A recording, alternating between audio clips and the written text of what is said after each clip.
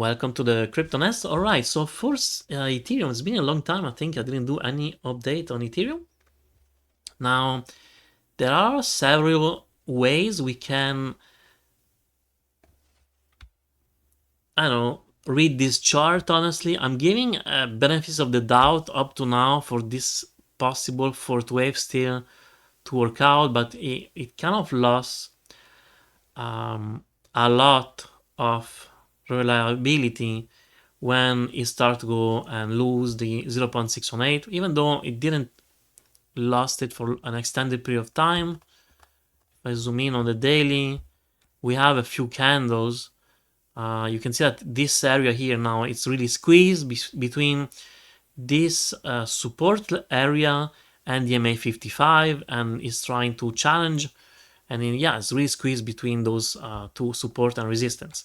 Now, if I zoom out a little bit, I'm still, this is the reason why I still give a benefit of the doubts for this wave 1, wave 2, third wave, and this fourth wave. That, you know, if we reach a new lower low, for sure I am going to invalidate that. But also because the third wave went in the territory of the first wave, you know, cannot be impulsive anymore. So I need to look for diagonals options.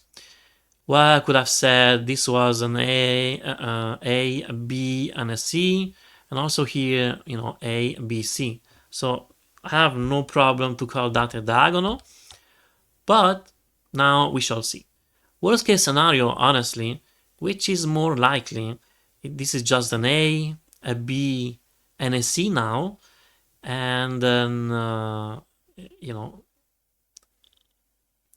it is not, honestly, for me anyway, super clear if I can call this an A, this is a, I don't know, a B here, or maybe did overshooting with B and a C, and so I could call this an A, B, and this is the C. Would that work? I want 2, a 3, a 4. I'm missing a fifth wave to the downside, like for Bitcoin. If that is the case, and I call this a 1, you can see that this was the target for I mean, no, it's not a target, but I could call a wave 1 in yellow, and this would be the area where this wave 2 could go and find support. Now, as I said, I'm not crystal clear. I'm not super confident I can call this, let me take the brush again, that I can call this an A and this a B. I don't feel really comfortable. I don't see the structure, and I am on the daily, so it should be easier.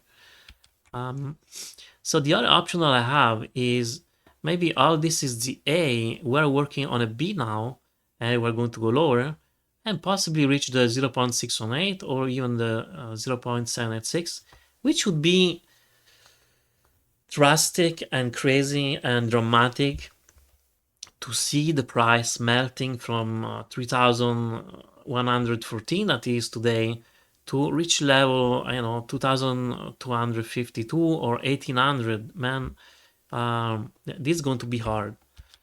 And I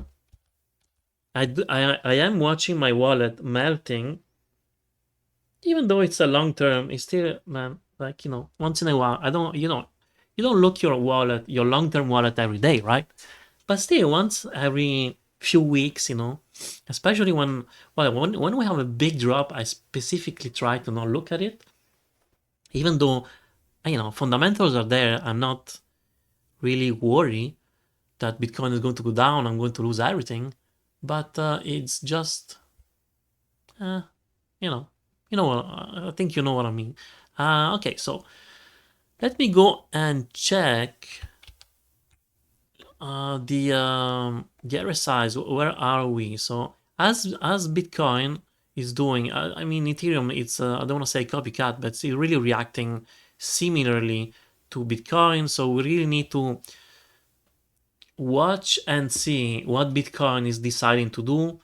The altcoins are getting hit very hard, and it is unfortunate, and you know, it pains me when I see that, because even though we could, you know, make a case that okay, this is oh my god, this is very wide. Let me readjust this a little bit so we can have it on the daily. Even though I really believe in Cardano, man is making it, you know, is testing our patience. And so, yeah, this is very long term, right? I shouldn't even do that. I'm going to do a video on Cardano. All right, so hopefully you enjoy the video. Please like, subscribe, and hit the notification bell, and have a good day.